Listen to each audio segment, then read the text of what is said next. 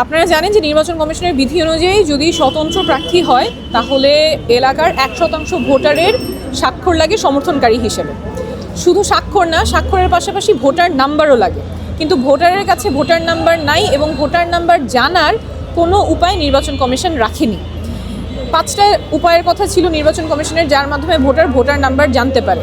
ওয়েবসাইটের মাধ্যমে, অ্যাপের মাধ্যমে, ফোন কলের মাধ্যমে, SMS-এর মাধ্যমে এবং QR কোডের মাধ্যমে। এটা আপনারাই সংবাদ মাধ্যমে প্রকাশ করেছেন খবর।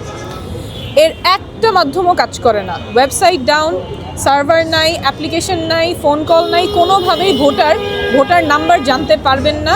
তো আমাকে যে রিকোয়ারমেন্ট দেওয়া হয়েছে স্বতন্ত্র প্রার্থী হিসেবে আমার ভোটার নাম্বার দিতে হবে। আপনারা দেখছেন ভোটাররা এসে স্বাক্ষর করে দিয়ে যাচ্ছে, কিন্তু ভোটার নাম্বার তার জানার কোনো উপায় নেই। কোথাও কল করে, কোথাও টেক্সট করে, কোনো ওয়েবসাইটে গিয়ে জানার উপায় নাই।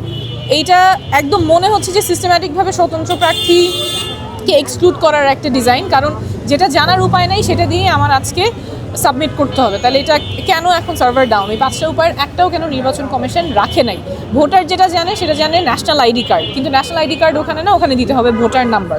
সো এইটা আমার মনে হয় যে অবশ্যই নির্বাচন কমিশনকে জবাবদিহি করতে হবে যে এই পদ্ধতিগুলো কেন বন্ধ ছিল এবং ইচ্ছাকৃতভাবে যেই জিনিসটা স্বতন্ত্র প্রার্থী দিতে হবে সেই উপায়গুলি বন্ধ করা কেন ছিল।